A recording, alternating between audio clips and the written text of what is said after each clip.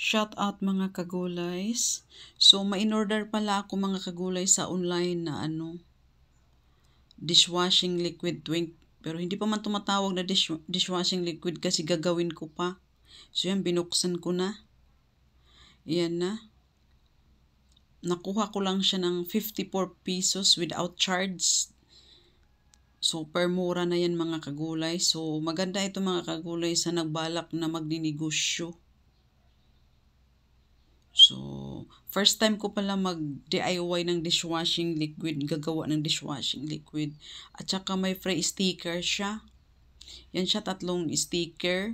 Kasi 1 liter ang magagawa yan.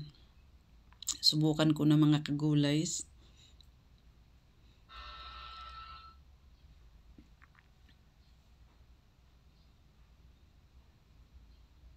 Yan na.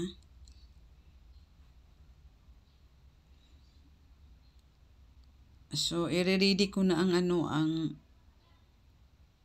tubig. So, 1 liters.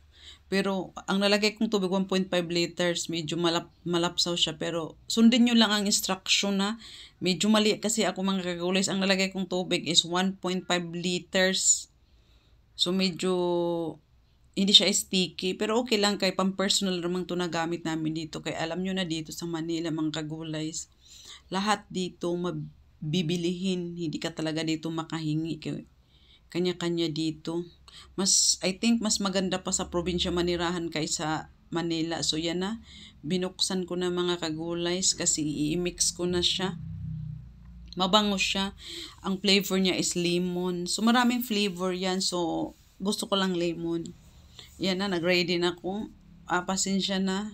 Ang background, maraming dito, mga drums kasi ang style kasi dito sa tubig mga kagulay sa Manila, alternate ang pag-agas ng tubig. Kaya, yan, lahat yan, puno yan ng tubig.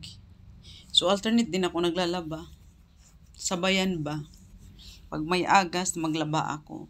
Pag wala na. Yan ang mga gulay, sinalo ko na. Pasensya na sa background ko sa likod. Medyo distracted. Pagbukas ko pa lang mga kagulays ng ay, sorry na inubo ko. Mabango siya. Oh, thank you pala sa aking mga followers and subscribers sa walang sawang panonood sa aking mga video. Pasensya ng outfit ko kasi umaga kasi yan eh. Ginawa ko na siya. Tapos overnight ko yan mga kagulays pag bago ko transfer sa lagayan. Ang gagawin ko yan, mikos-mikusin, bahaluin tuwing. So, naghanap ako ng panghalo ko ba. So, wala kaming stick dito. So, ang nakita ko naman mga kagulay, yung yung pang sa sukba, stick. Ayan. Super bubble talaga siya mga kagulay. Pasensya na, oo. Kasi mahirap kasi mag-video kung walang taga-camera ba. Super bubble talaga siya.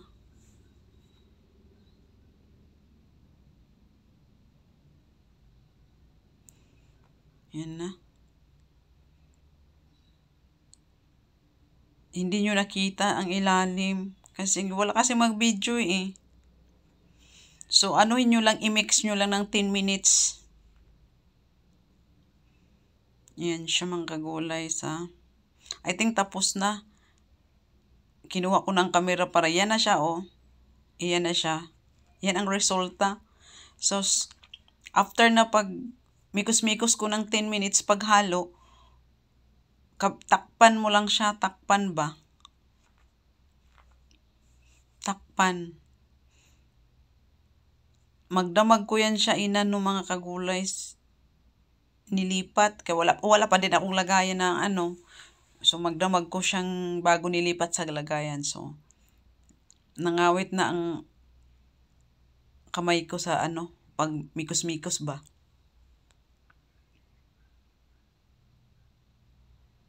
Super bubble. Ang ganda niya talaga. Tapos mabango.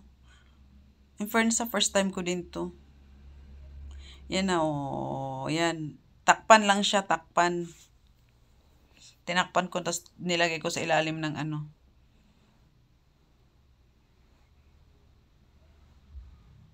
So, ayan naman kagulays, binukbuksan na natin. Yan na siya. Yan na ang resulta mga kagulays. So, ano na siya, is marami na akong dishwashing liquid. O, diba? O, diba? Sobrang tipid na yan, oh. So, 2 buwan to bago maubos. So, naghanap na naman ako mga kagulays ng lagayan. Wala kasi akong bote dito eh. Galon ang nilagyan ko kasi super dami naman yan. Naghanap pa ako ng ano, diba? 54 lang yan na.